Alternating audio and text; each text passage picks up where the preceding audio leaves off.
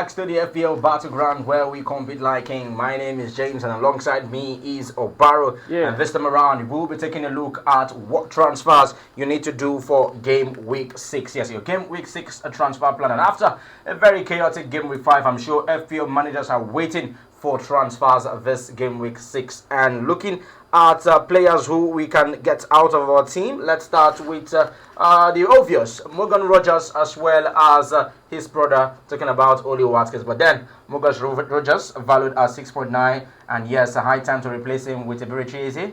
I mean, 6.9 is very fair price for him right now, because I thought he would have dropped to 6.4 or 6.2 because he's been terrible in FPL terms. He's been terrible, no goals, no assists. First 5 game weeks, and Aston Villa in general has been terrible. So Eze also, let's compare their statistics, and then you're going to see that Eze has a 12% ownership already. Already, he has played 4 games, 2 assists already in 226 minutes, and comparing it to 444 minutes by Rogers, 5 games played, no goals, no assists, 14 points, 12 points. So that tells you all you need to know. 7.5. 6.9 million. So I think not too much difference. Not too much difference in price. So if you've got a little money in the bank, then you can cash in on this, because Eze is the most reasonable replacement for him. The most reasonable replacement. And looking at his replacements, yes, looking at the games that Eze will have to play, Newcastle, West Ham, Fulham, Crystal Palace and Burnley, as against Aston Villa, who have Fulham, Burnley, Tottenham, Manchester City and Liverpool. Yeah, look at it. It's a very tough fixture coming up for him. I mean, you've not performed against the people you should perform with. Maybe they could use this to kickstart their season. Well, I mean, whoever wants to take that gamble should take that, but I mean, it's very risky. And you can go for Eze, who has a much simpler fixture. All right, next, I talked about Oli Watkins, and yes, FPL managers are really frustrated with Watkins. High time to replace him with Isak, and looking at their statistics, talking about Watkins and Alexander Isak, and looking at their stats right about now, yes, 12.2 ownership, and I'm sure before the end of game week 6 this figure will definitely reduce. And yes, Isak is one man that people are saying is the man to come on board. Yeah, I mean, I expect it to reduce, because a lot of managers are going to look into the fixtures they are going to be having, and just like his hideous twin brother, Morgan Rogers, Aston Villa have not been great this season offensively. They've not been great this season, so there's a lot of work to do there, and they are very risky assets, especially for his price. I mean, it was at 9.0, but he's dropped to 8.82. That tells you a lot. I mean, a lot of people are transferring him out. Nobody is ready to have a 9 million euro striker who is not going to be giving you 2 points consistently. Is that why I signed you for 9 million euros to give me 2 points every week? So no, Isak is looking like he's going to be the target man for Liverpool, especially after that chaotic red card by Ekitike. So he's a guaranteed starter against Crystal Palace, and if he can replicate if he can perform very well against Crystal Palace, I think he's going to start in the Chelsea, Man United and Brentford game against Brentford game. So Isak is the most reasonable replacement for Watkins, even if the price is a little bit on the high, but I mean, you're going to be guaranteed goals. You're going to be guaranteed Premier League proof.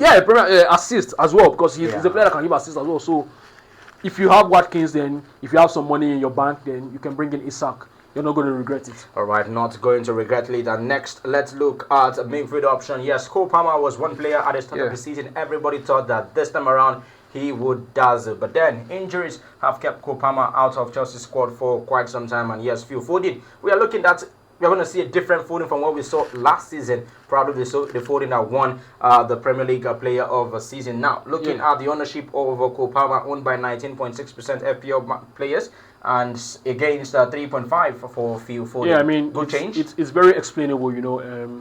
Palmer at 10. And it saves you money. Yeah, it saves you a lot of money. Palmer at 10.4 million.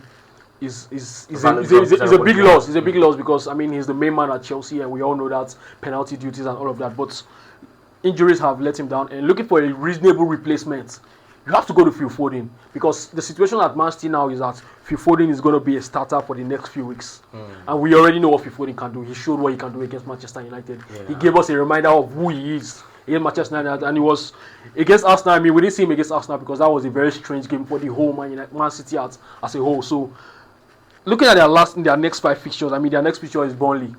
You need a Foden in that game, because he's going to be the main supplier for Erling Haaland.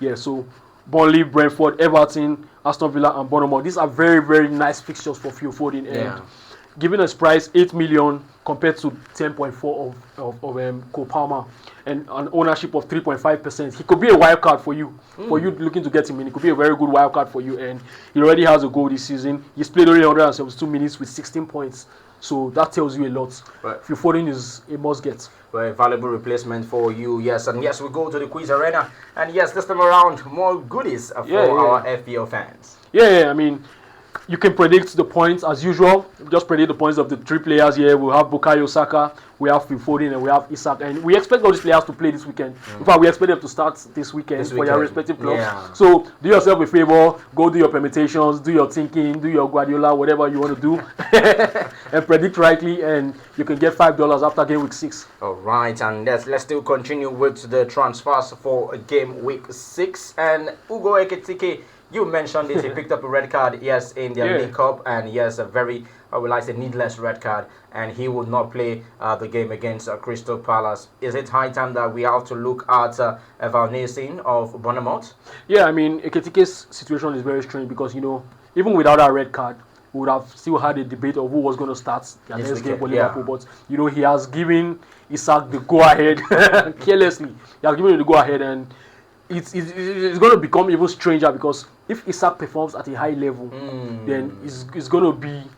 what it's going to mean is that Ekitike might not be starting the next few games. But don't get me wrong, he's actually taking his chances very well. Very well. He's been productive. He's got about 5 goals for Liverpool already in all competitions this season. So, I mean, he still won that, and the slot will still also bank on. But then you're going to look at reduced times, as statistics will tell us. You're going to look at reduced time, and Evan Nielsen is one person that's on 3.1% ownership. And Evan Nielsen is a player that's underlooked in the FPL game. I mean, if you actually watch Bournemouth play, you understand that they believe in their striker, and Evan Nielsen is a big part of everything they do. You understand? So that's why he has a goal and an assist already for them. He plays almost all the minutes, 432 minutes in 5 games. So that's you see that he plays almost the full 90 minutes, and at 7.0 price, is a goal. He's a must get. Yeah, yes. And look at the fixtures. Look at the next fixtures. He has Leeds, he has Fulham, he has Crystal Palace, he has Nottingham Forest, then he has Man City. So I expect that he's going to produce points in these games, except maybe the Man City game. But you never can tell. It's football.